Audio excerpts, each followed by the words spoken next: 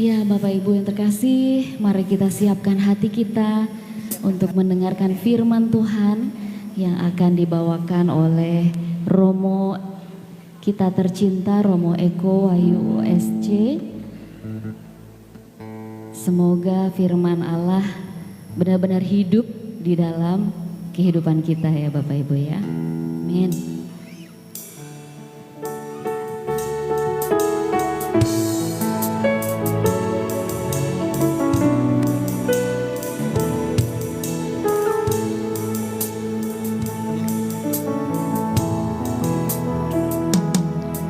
Ku siapkan hatiku Tuhan untuk dengar firman-Mu saat ini.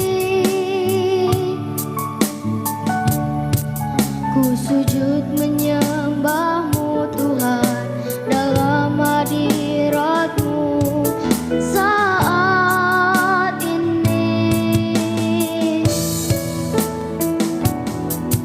Curahkan urapan-Mu Tuhan bagi jemaat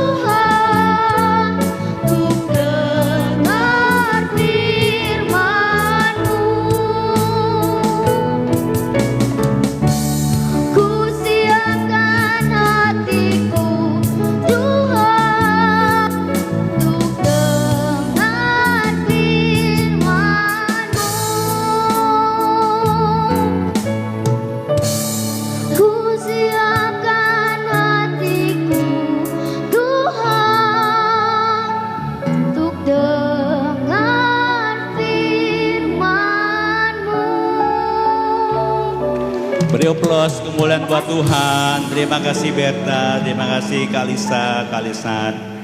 Sebelum kita memulai acara puncak pada sore hari ini, Esther, marilah kita mendengar kata sambutan dari Romo kepala kita. Siapa? Romo Tarsisius Ya, Siswanto. baik. Kami Dan tentunya persilahkan. berdoa bersama yang akan dipimpin oleh beliau ya.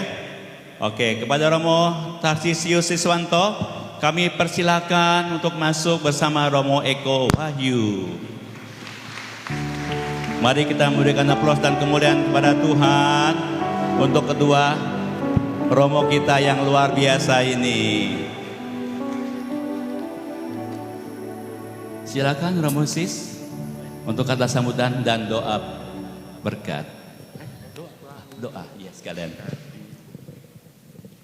Di mana nih? Sini pada Romo. Romo yang punya gereja loh. Soalnya saya grogi nih. Di hadapan orang-orang top jadi saya grogi. Karena saya mungkin tidak terlalu nampak, saya naik sedikit ya. Shalom Bapak Ibu Saudara-saudari. Selamat sore semuanya. Semua bergembira. Semua berbahagia. Semoga tidak ada yang sedih di antara kita ya. Yeay. Karena kita pada sore hari ini berkumpul bersama-sama untuk bersyukur bersama.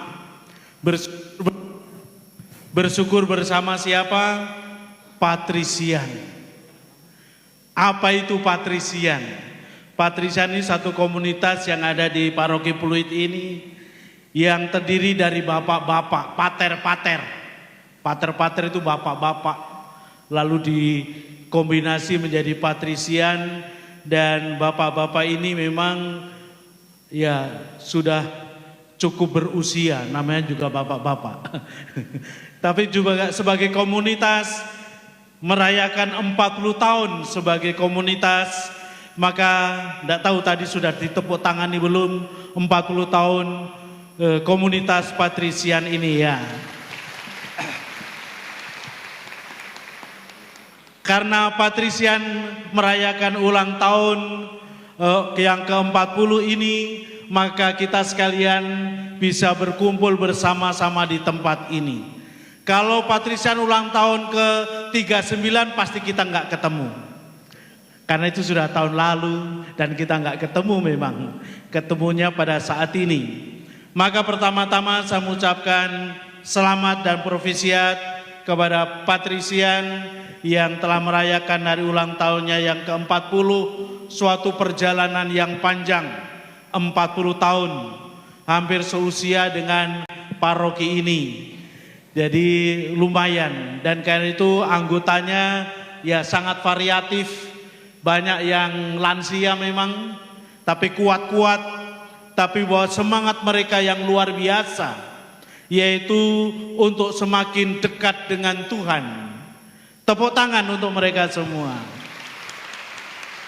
Dan bagaimana caranya supaya mereka dekat dengan Tuhan? Mau untuk selalu mendengarkan firman Tuhan. Jadi tadi lagu terakhir bukan menyiapkan hati untuk mendengarkan firman Tuhan, tetapi bapak-bapak Patrisian secara rutin seminggu sekali mereka berkumpul untuk mendalami kitab suci. Mereka ingin bahwa hidup mereka bermakna di hadapan Tuhan, tapi juga bermakna untuk sesama.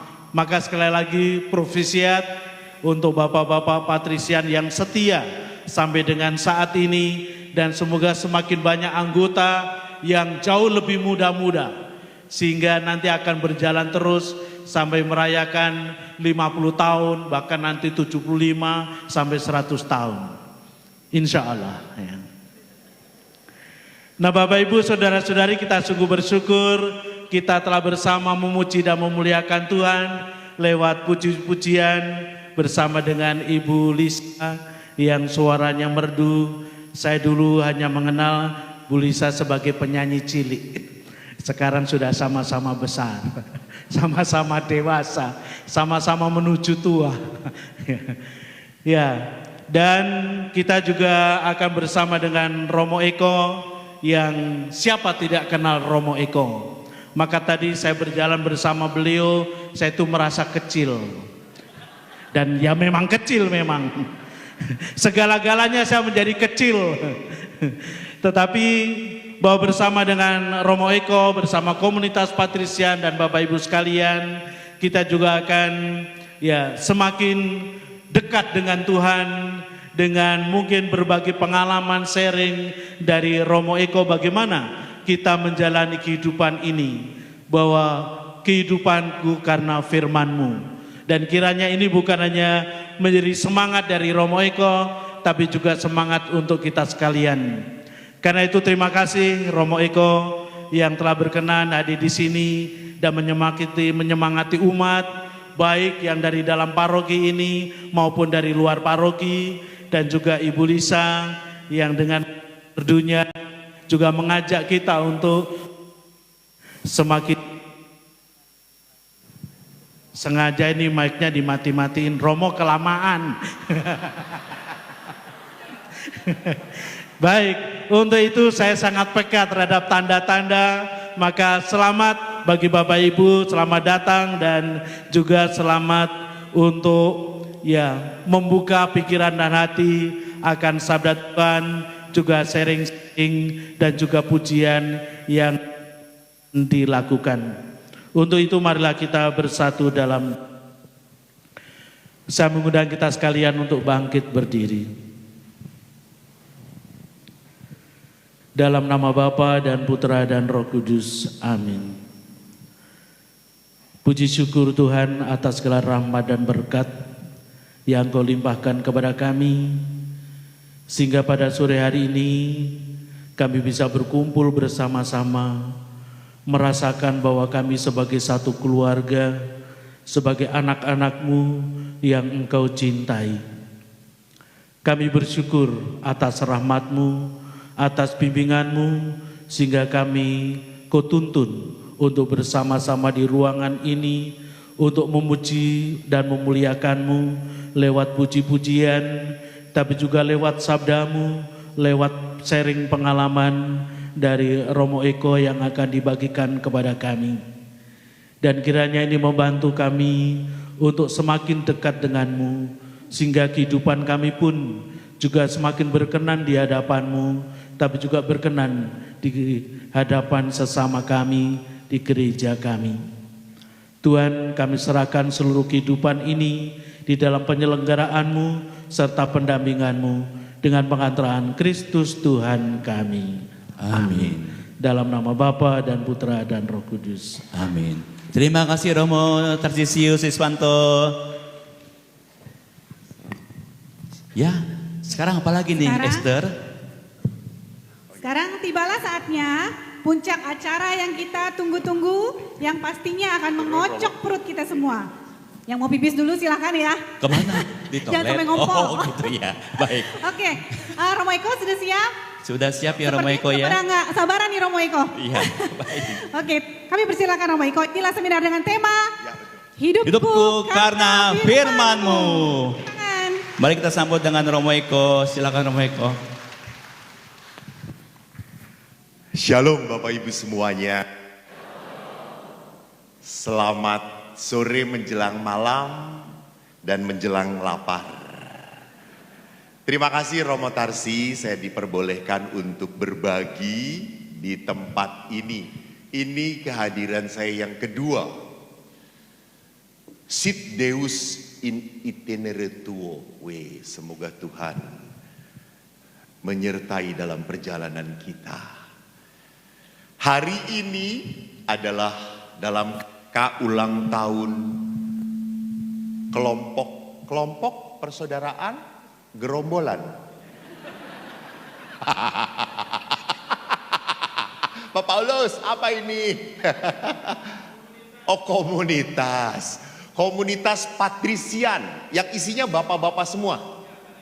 Gak ada ibu-ibu. Kenapa? Patrisian laki-laki semua. Karena disitulah mereka merasakan kebebasan. Disitulah mereka bisa berdoa berdosa berjamaah gitu ya. Terima kasih komunitas Patrisian, dan hari ini pun bekerja sama dengan SKK ya. Dari Seksi Kerasulan Keluarga Keuskupan Agung Jakarta, Paroki San Stella Maris. Tepuk tangan dong untuk KKS juga. Ya, siapa yang dari paroki sini? Angkat tangan. Wow, banyak banget. Terima kasih. Siapa yang dari luar paroki sini? Silakan angkat kaki. Karena Anda adalah penyelundup, saudara-saudara, gitu ya. Ya, firman Allah tadi, firman-Mu Tuhan, penolong hidupku. Dan hari ini karena Patrisian ini sering sekali membaca kitab suci. Padahal yang lebih penting melakukannya, coy. Bukan hanya membaca, anak TK juga hafal. Jadi bagaimana nanti saya akan melihat kenapa kok kita membaca firman Allah. Saya seringkali kalau di rumah retret, kan anak-anak pada bawa Alkitab. Saya bisa membedakan mana ini anak Katolik, ini anak Kristen. Kalau anak Katolik itu kitab suci susah dibukanya, pelan-pelan gitu. Masih rapet-rapet gitu ya, betul. Firman Allah terkunci pada Alkitab itu. Tetapi kalau anak Kristen itu mudah dibukanya, distabiloin. Sampai kayak direndam stabilo gitu semuanya. Saudara-saudariku yang terkasih, mengapa orang saudara Kristen begitu rajin sekali membaca kitab suci? Karena bagi orang Kristen sumber satu-satunya iman adalah kitab suci. Kitab suci, maka mereka harus baca kitab suci. Sedangkan sumber iman gereja Katolik apa saja, Bu? Ekaristi, Ibu salah.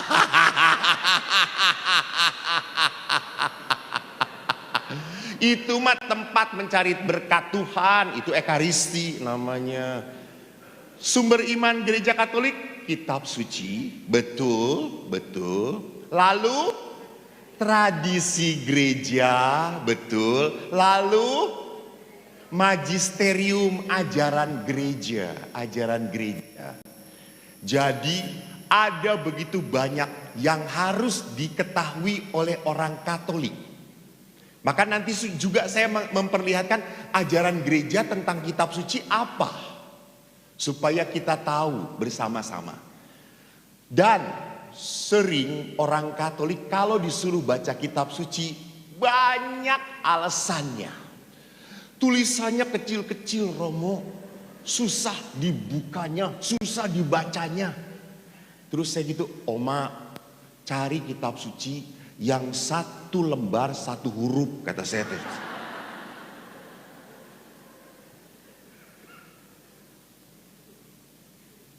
Atau yang kedua, orang Katolik kalau disuruh baca kitab suci, alasannya orang muda, orang tua sama. Alasannya saya sudah baca tetapi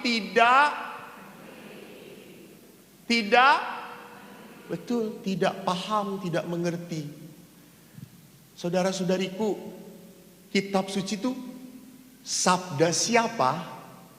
Sabda siapa? Sabda Tuhan. Kalau nggak ngerti, wajar kita blow on. Tuhan Maha tahu. Jadi kitab suci itu kalau tidak mengerti, memang nggak apa-apa, nggak masalah. Tetapi yang penting baca. Supaya tahu kehendak Tuhan. Ada orang Katolik juga tanya, Romo, saya tuh ya supaya tahu kehendak Tuhan saya tuh langsung diem, tapa, tenang. Terus saya tanya, tahu kehendak Tuhan? Enggak, makin bingung. Ya iya. Kamu bisa tahu kehendak Tuhan hanya lewat apa? Baca kitab suci. Baca kitab suci. Kitab suci itu mungkin waktu kita baca, kita nggak ngerti apa-apa. Tapi suatu saat suatu saat kok saya dikuatkan ya oleh kitab suci? Kok saya dikuatkan ya? Beberapa bulan yang lalu saya memberi retret ibu-ibu. 450 ibu-ibu. Wah, saya sampai mencret. Kenapa? Saya itu nyuruh tenang, gak ada yang tenang. Kata saya berkata dalam hati, Yesus, Engkau dulu bisa menghentikan badai. Ini saya menghadapi lebih dahsyat daripada badai. Tolong Tuhan, tolong supaya ibu-ibu tenang. Lalu saya tiba-tiba ada suara mendengar, roh semacam ini tidak bisa diusir. Hanya dengan doa. Kamu harus berpuasa.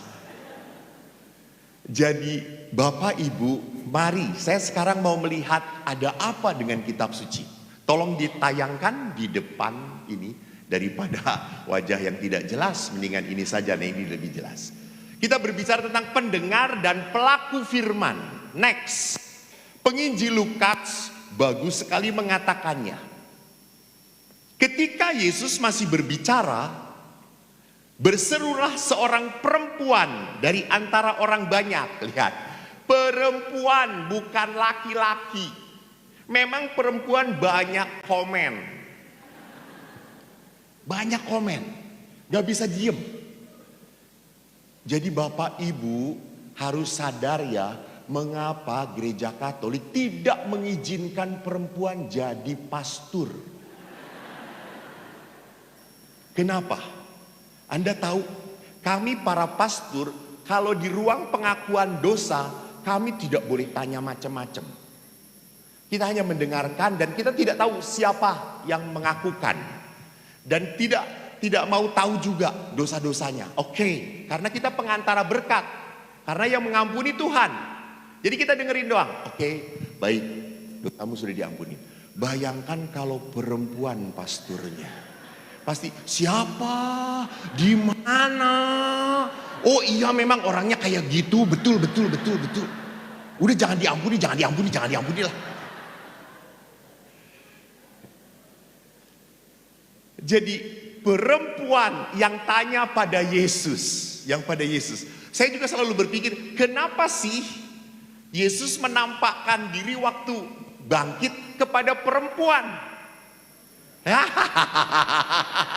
Betul, karena kalau perempuan yang ngelihat langsung ngomong, wih Yesus bangkit, nggak ada di kuburan, nggak ada, hilang. Lu tahu? Nggak tahu, iya nggak ngerti. Beneran. Coba kalau para rasul duluan yang lihat, kemana Yesus? Nggak tahu. Lu lihat aja sendiri.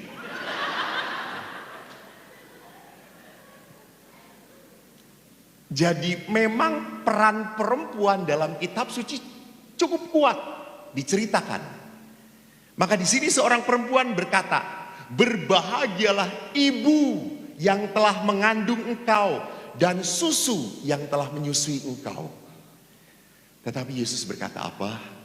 Yang berbahagia ialah mereka yang mendengarkan firman Allah dan yang memeliharanya. Seorang perempuan ini kan berkata, Maria pasti ibu yang terberkati. Yesus berkata, enggak. Yang berbahagia ialah mereka yang mendengarkan firman Allah dan memeliharanya. Apakah Yesus menolak Bunda Maria? Tidak. Justru Yesus mengatakan, ibu saya tidak hanya punya hubungan badan dengan saya, dia ibuku.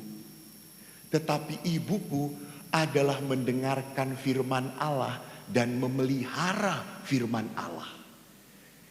Jadi justru Yesus menekankan yang berbahagia itu harus seperti siapa? Maria. Dia mendengarkan dan memelihara firman Allah. Oleh karena itu, kalau kita berbicara tentang firman Allah, wahyu Allah, ada apa sih dengan firman Allah, wahyu Allah ini? Next, Firman Allah adalah tempat menyingkapkan pribadi Allah. Siapa Allah? Jati diri Tuhan. Maka dalam perjanjian lama disebut sebagai, Allah itu disebut sebagai Yahweh, Eloi. Lalu macam-macam. Allah mengatakan, aku pencipta segala-galanya. Aku memelihara, aku melindungi kamu. Yesus, kan kalau dalam perjanjian lama tuh Allah yang maha besar. Kadang-kadang Allah juga marah. Kadang-kadang Allah mengampuni. Tetapi dalam diri Yesus, Yesus mengatakan, Allah itu Bapamu. Bapamu. Maka doa yang diajarkan oleh Yesus adalah Our Father, Pater Noster, Bapa kami. Digambarkan Allah itu sebagai Bapa yang maha rahim. Seorang Bapa yang anak bungsunya ngaco, kabur, tapi bapaknya itu siap memeluk dia. Ini gambaran tentang Tuhan.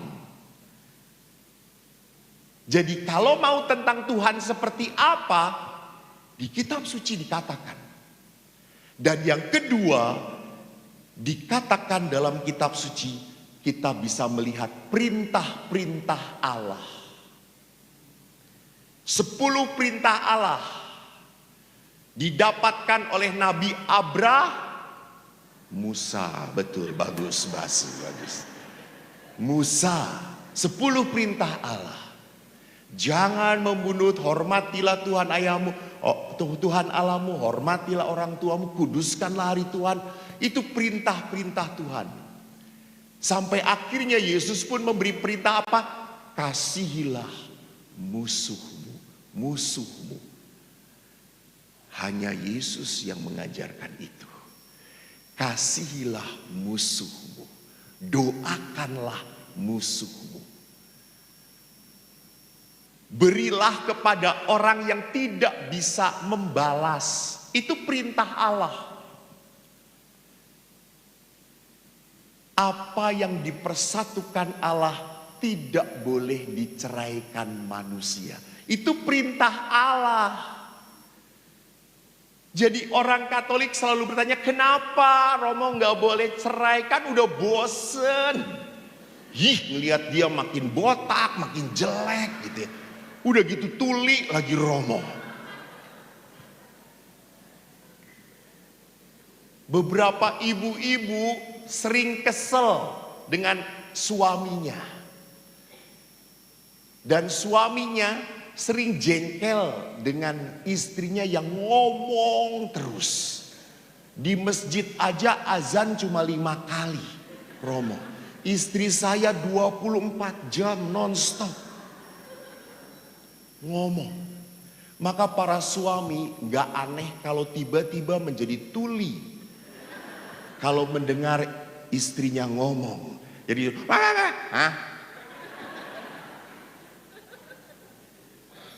Saya waktu seminar di Sarawak, ada seorang ibu datang kepada saya, Romo kan punya karunia mendoakan, ya setiap Romo punya, kita juga semua punya, bisa saling mendoakan.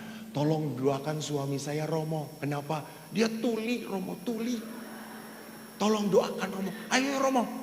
Kan saya dipaksa toh, kita harus tahu ya, yang tidak boleh dilanggar adalah 2 perintah. Perintah Allah dan perintah emak-emak. Emak-emak itu kuasanya di bawah Tuhan Allah, betul. Saya kalau udah emak-emak minta potret gak bisa nolong, ayo Romo. Senyum. Dari tadi udah senyum, mak, kata saya sampai kering, kata saya itu. Karena emak-emak itu nyuruh, tolong doakan suami saya. Saya dekatin suaminya, Pak, saya disuruh istri Bapak mendoakan Bapak. Apa? Oh bener tuli, kata saya itu. Lalu saya kerasin, saya disuruh istri Bapak untuk mendoakan Bapak karena Bapak mulai tuli. Jangan Romo, ini anugerah dari Tuhan.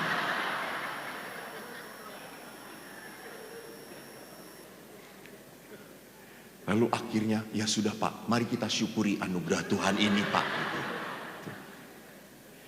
Si bapak itu, terima kasih ya Romo, karena saya tuli, saya jadi nggak pening hidup saya gitu ya. Jadi saudaraku lihat, kenapa gereja Katolik ngotot tidak boleh cerai? Karena Yesus ngomong, kamu disatukan oleh Tuhan. Maka orang Katolik itu perkawinannya diatur oleh 2 hukum. 1, hukum pemerintah, sipil. 2, hukum ilahi, hukum Tuhan. Jadi jangan, kita tuh nggak boleh cerai, cuma gereja yang ngada-ngadain, gereja lain juga boleh kok. Kampret, kata saya tuh, lu jarang baca kitab suci, dengerin, itu kata Yesus.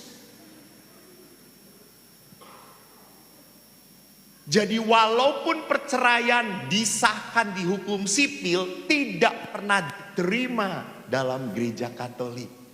Tidak pernah diterima. Waktu saya memberikan seminar tentang keluarga juga sama, ada seorang ibu-ibu tanya, Romo, saya mau tanya. Ya, Romo, saya ini sudah bertahun-tahun ditinggalkan sama suami. Nggak tahu dia kemana. Status saya apa Romo? Ibu yang kawin tanyanya ke gue gitu kata-kata. Ya walaupun ibu sudah ditinggalkan suami, tetap ibu adalah seorang istri yang terikat dalam perkawinan. Tapi dianya sudah pergi, enggak masalah, enggak masalah. Tetap ibu bukan singlet lagi, bukan single lagi gitu ya. Enggak, ibu terikat dalam perkawinan. Jadi saya nggak boleh punya pacar, jangankan pacar, kata saya tuh. Terus saya tuh dalam hati berpikir, emangnya masih laku? Kata saya dalam hati. Cuma nggak berani saya ngomong kayak gitu. Gua pulang dicekik sama ibu itu gitu ya. Jadi ibu bukan pacar, ibu tertarik pun itu dosa, nggak bener gitu. Ibu tetap hidup sebagai istri dari suami walaupun dia sudah pergi. Lihat, karena ini aturan Tuhan. Ini aturan Tuhan. Jadi kita bisa tahu hukum Tuhan itu dari mana? Kitab suci mengatakan seperti itu. Wahyu adalah keputusan Allah supaya manusia mengenal kasih dan rencana di dunia ini. Next, kita lihat apa tujuannya kalau gitu wahyu Allah ini.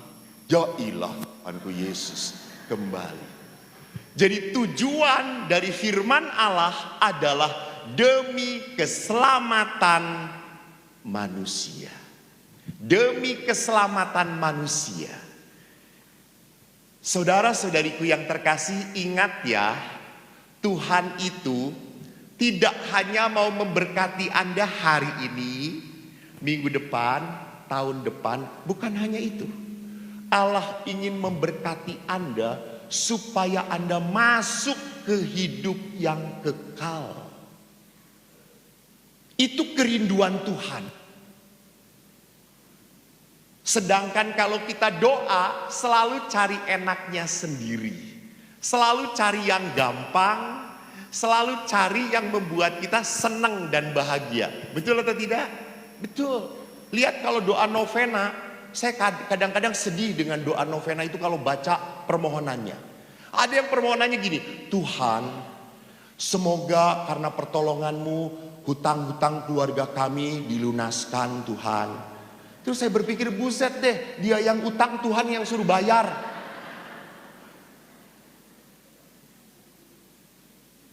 Lalu yang lain lagi, Tuhan, semoga keluarga kami sedang menjual tanah. Dulu kami belinya cetiau, semoga laku gotiau gitu. Nanti kita kolekte 50.000, tetap aja kolekte 50.000 gitu ya. Saudara-saudariku, lihat, Tuhan mau membawa kita pada kekekalan. Maka dalam Injil Lukas dikatakan, aku rindu mengumpulkan anak-anakmu sama seperti induk ayam mengumpulkan anak-anak di bawah sayapnya. Jadi kerinduan Tuhan adalah apa?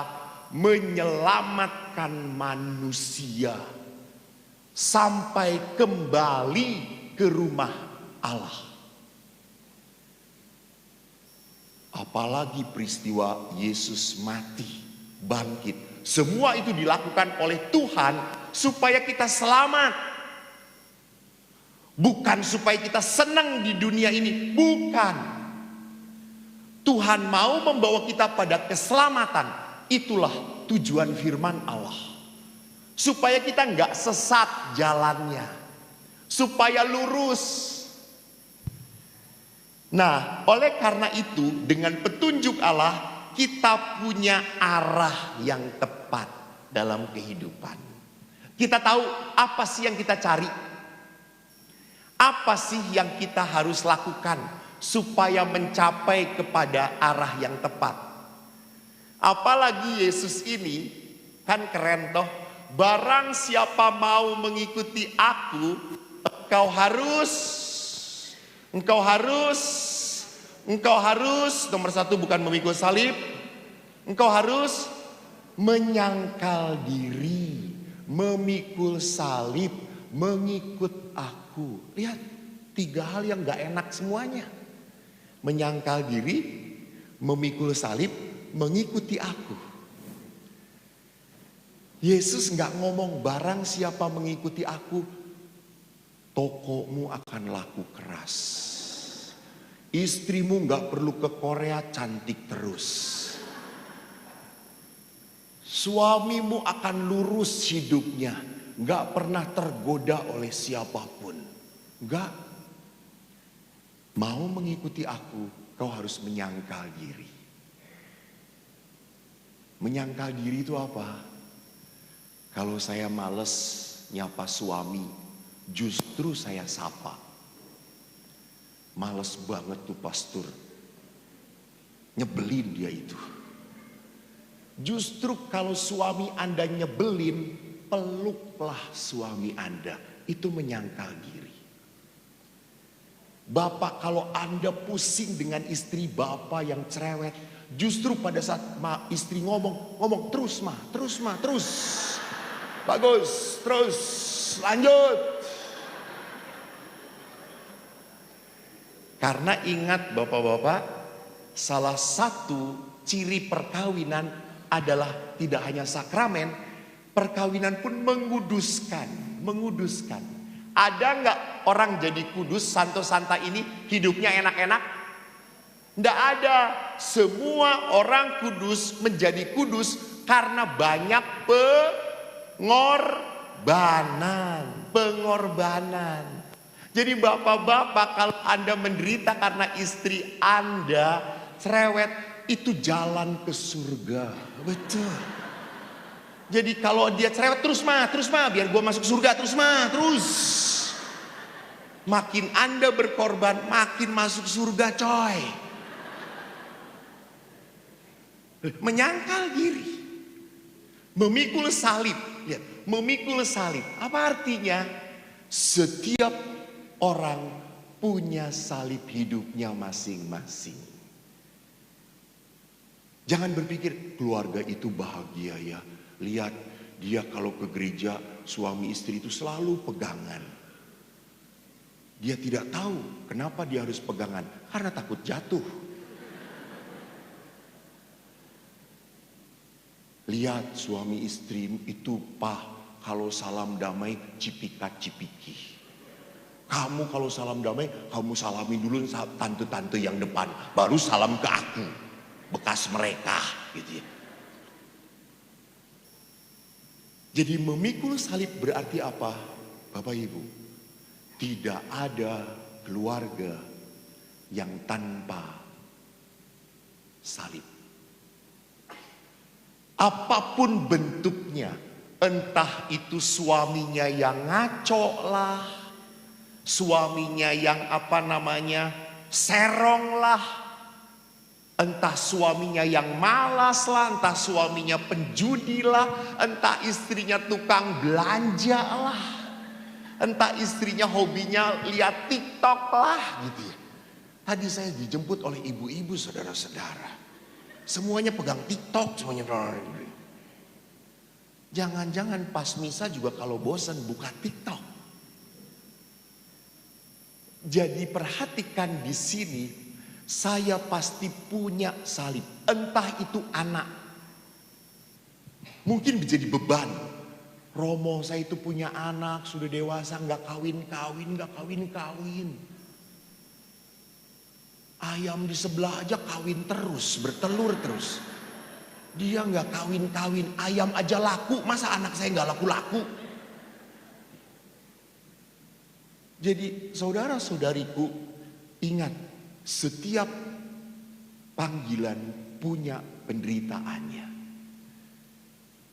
Saya pernah ditanya, kalau Romo punya penderitaan nggak? Ya punya. Apa penderitaan Romo? Ketemu kamu, saya tuh menderita kata saya gitu.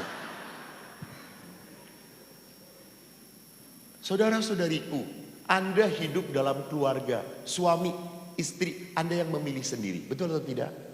Kami para Romo harus tinggal di satu rumah yang tidak boleh memilih. Ya kalau cocok, ya atau tidak? Saya dengan 10 pastor di Pratista sekarang, tidak ada yang cocok satupun. Kalau ada yang cocok pastilah hamil mereka dengan saya gitu ya. Tapi walaupun tidak cocok, bukan berarti saya tidak bisa bahagia. Beda. Walaupun tidak cocok, saya tetap bisa bahagia. Nanti kita lihat bagaimana. Ya Tuhan mengajarkan kasih. Apa artinya kasih itu? Jangan hanya senyum-senyum. Itu bukan kasih itu. Yudas Iskariot juga senyum lihat Yesus. Apa itu kasih? Sabar, murah hati. Kelihatan banyak baca firman tapi nggak ngerti apa-apa. Kasih itu apa? Kasih aja. Beri, kasih. Ingat, di dalam kasih kita tidak bisa minta dulu, enggak. Beri dulu. Jangan mengharapkan diberi, no. Beri dulu, itu kasih. Gampang toh. Maka saya itu kalau kemana-mana, selalu untuk teman-teman saya, bawa oleh-oleh. Mereka terima kasih para pastor.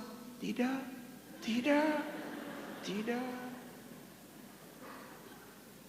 Kemarin kan saya Porta Sancta. Saya Porta Sancta ke Vatikan 4 kali. Romo Tarsi berapa kali Romo Tarsi? Romo Tarsi saja sekali coy. Padahal parokinya bagus. Sayang Romonya miskin. Saya 4 kali. Lalu kemarin itu kita ke Lafayette. Nggak ngerti. Kelihatan. Dia mah seringnya ke warung doang, Lafayette. Itu toko besar di Paris. Banyak sekali diskonnya. Barang-barangnya Louis Vuitton. Tahu nggak Louis Vuitton? Ini yang biasanya pakai plastik kresek ini mana? Kebetulan saya dapat apa? Berkat dari Tuhan, dari umat. Saya cari Samsonite, ada yang diskon. Ada satu tas, saya mau beli 5 tas teman saya. Harga satu tas ini 150 euro. Gue beli. Sampai akhirnya setelah bayar, ya habis euro gue. Sampai saya nggak jadi beli sepatu. Saya akhirnya beli yang kanan dulu kemarin. Tahun depan yang kirinya saudara-saudara. Lalu setelah pulang ke Indonesia, itu tagnya nggak gua lepasin. Biar kelihatan 150 euro. Dikurskan hari ini 3 jutaan itu tuh. Saya kasih. Weh, ini waterproof Samsonite. Bagus, lu pakai. Kan kita sering bisa keluar pakai motor. Kehujanan, nggak akan tembus. Satu pastor itu berkata, oh. Yang lain, pakai.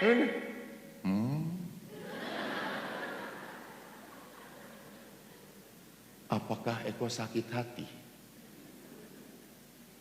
Apakah Eko kecewa? Hah? Tidak, emang gua malaikat.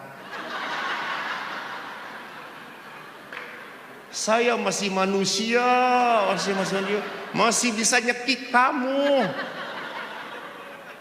Hah? Sudah dapat berkat lagi, taunya gimana? Orang habis duit gue. Dapat berkat lagi, kagak ada, tahu habis. Saya kecewa, ya. Saya sedih, ya. Namanya orang tuh kalau ngasih kan, ya mbok terima kasih. Ya atau tidak? Ya mbok terima kasih kok, bagus banget. Kan seneng toh? Eko ini jadi senang, jadi semangat lagi coy. Enggak cuma, oh.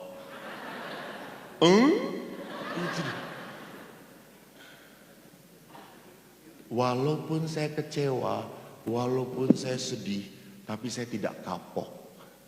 Tidak kapok. Tadi aja saya ke panitia, tolong bawain oleh-oleh. Saya tidak kapok. Artinya apa? Dalam kasih, you give, you give, you give. Pemberianmu tidak akan pernah dilupakan oleh Tuhan. Dan di saat saya membagi itu, membuat teman-teman saya bahagia. Bahagia. Saya pernah suatu saat, 2-3 kali, gua gak bawa oleh-oleh. Mereka langsung, ya gak bawa oleh-oleh.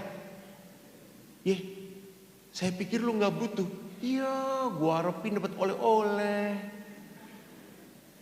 Rupanya diam-diam, mereka pun mengharapkan. Memang tidak bisa mengekspresikan. Jadi kalau Anda punya suami yang kayak gitu, yang jangan diracun Bu, jangan diracun, jangan.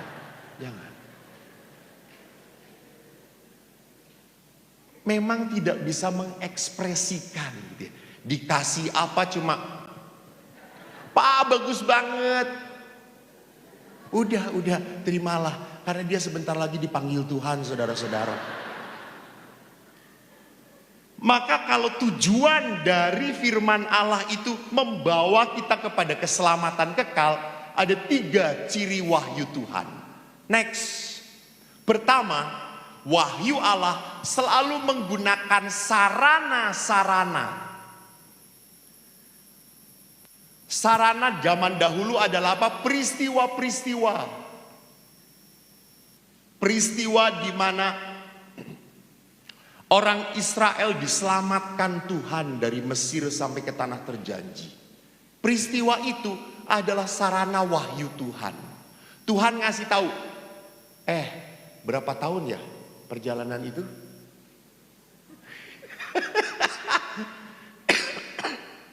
Kamu tuh tim penyanyi toh? Hah? Ini cuma cengenges saja tadi. 40 tahun, betul 40 tahun. Ingat, 40 tahun. Apakah 40 tahun orang Israel ini bekerja atau tidak? Hah? Bekerja atau tidak? Hah? Ya, betul. 40 tahun orang Israel itu berjalan dari Mesir sampai dengan tanah terjanji. Tanpa bekerja, mereka diberi makan oleh Tuhan. Apa enggak hebat? Karena Tuhan berfirman, aku yang akan memelihara engkau. Lewat sarana. Yesus pun mewahyukan Tuhan lewat sarana apa? Penyembuhan, pertobatan. Gereja sekarang mewartakan Tuhan lewat sarana. Jalan sarana itu. Jalannya apa? Salah satunya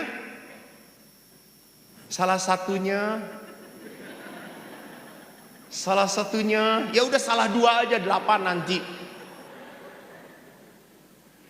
Salah satunya adalah sakramen. Sakramen.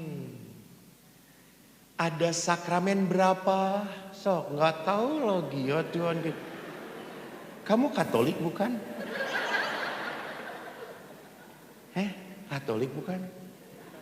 Hah? Oh, Katolak dia, Katolak.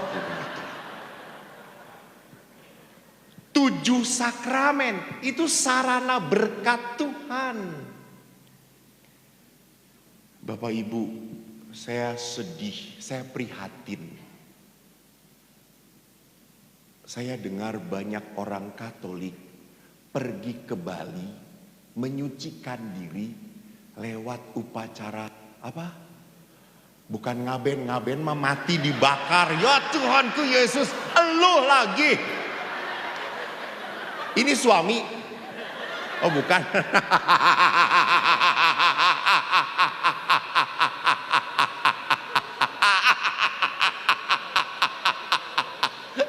Kok mau sih duduk dengan orang bloon? Belum ngaben. Ngaben lagi. Ngaben mah mati itu mah. Iya. Ada pergi ke Bali, ada mata air, mandi namanya melukat. Itu membersihkan jiwa dari roh-roh jahat. Padahal orang Katolik, hei, kalau mau dibersihkan tuh masuk ke ruang sakramen pengampunan. Bukan setengah lah, mandilah. Emang lu Betsheba mandi gitu ya. Lu tenggelam tetap keluar kayak gitu-gitu aja gitu ya. Bukan upacara itu. Kita punya sarana yang benar. Tolong lakukan. Jangan ikut tradisi yang lain. Katolik lah Katolik. Ikut tradisi orang lain. Tersesat coy. Nggak bener. Nggak bener. Kemarin saya sedih sekali. Saya mendoakan orang meninggal. Setelah mendoakan orang meninggal ini harus dikremasi. Itu yang ribut, yang hidup. Menurut kelenteng ini harus jam 11. Yang satu tanya di kelenteng yang lain jam 12. Mate kowe kata saya itu. Akhirnya saya jengkel, tanya aja yang matinya. Kapan mau dibakar kata saya itu.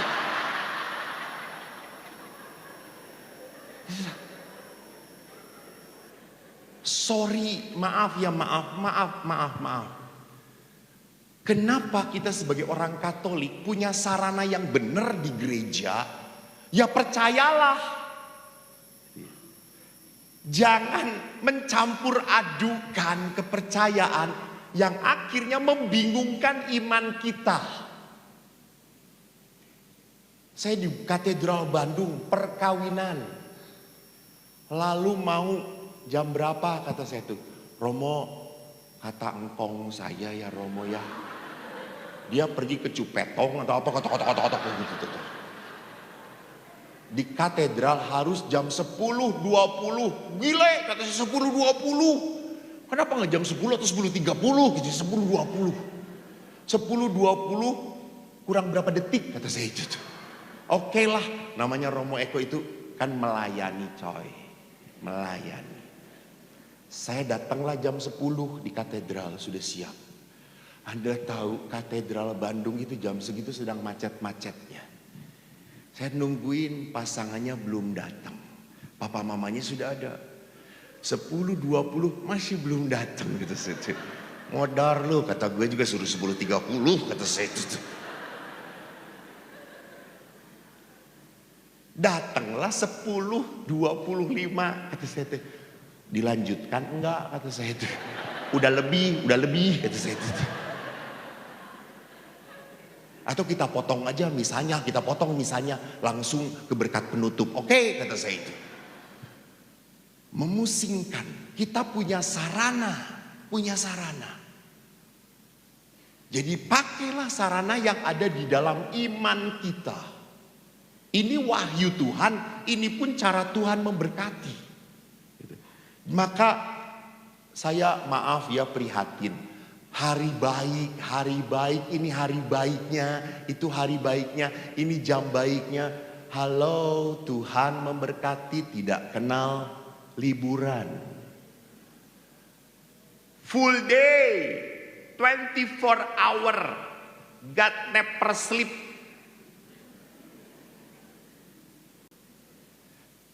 Ketiga, wahyu Allah selalu diperkenalkan secara bertahap. Pelan-pelan. Karena manusia gak mungkin mengerti total Tuhan. Maka lihat, waktu Tuhan mengisahkan dirinya dari kisah penciptaan sampai dosa, di mana setelah berdosa Adam dan Hawa ini diusir dari Taman Eden.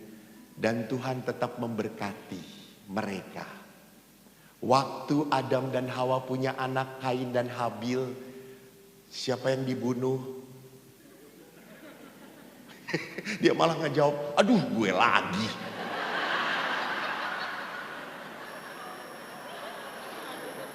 Ditanya siapa yang membunuh, aduh gue lagi yang dituduh membunuh.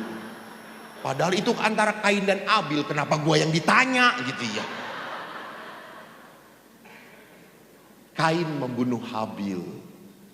Lalu setelah itu Kain disuruh pergi dan Kain tidak mau. Dan Tuhan berkata, aku akan melindungi engkau. Lihat, Tuhan memperkenalkan dirinya bertahap-tahap.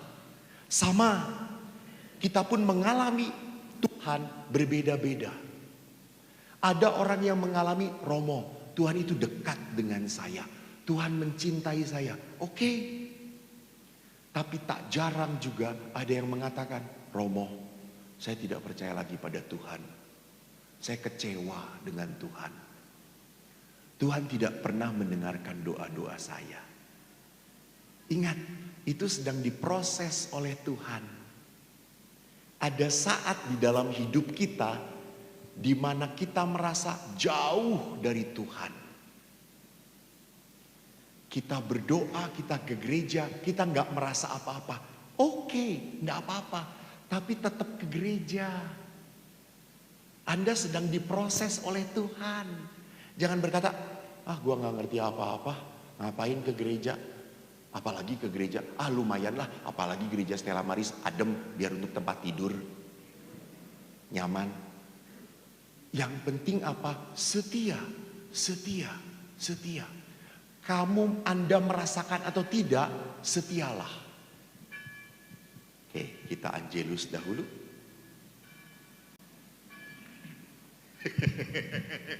Mari kita bagi berdiri Bapak Ibu, saudara-saudara terkasih. Kita persiapkan diri kita untuk berdoa. Angelus. Dalam nama Bapa dan Putra dan Roh Kudus, amin. Maria diberi kabar malaikat Tuhan bahwa ia akan mengandung dari Roh Kudus. Salam Maria, penuh rahmat, Tuhan sertamu. Terpujilah engkau di antara wanita, dan terpujilah buah tubuhmu Yesus.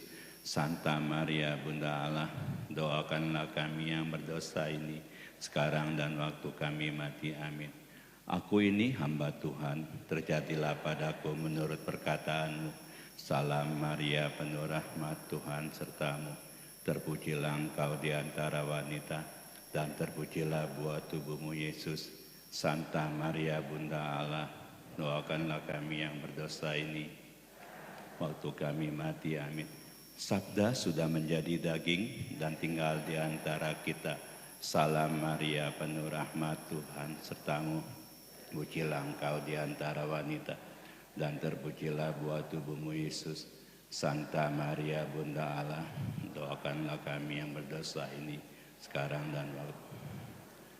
Terpujilah, doakanlah kami yang berdosa ini, kami dapat menikmati janji Kristus. Marilah berdoa. Ya Allah, karena kabar malaikat kami mengetahui bahwa Yesus Kristus Putramu menjadi manusia. Curahkanlah rahmat-Mu ke dalam hati kami, supaya karena sengsara dan salibnya kami dibawa kepada kebangkitan yang mulia.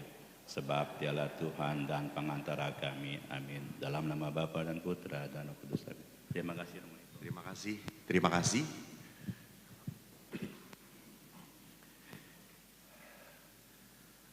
Jadi wahyu Allah, saya teruskan ya Bapak Ibu, diperkenalkan pada kita bertahap-tahap.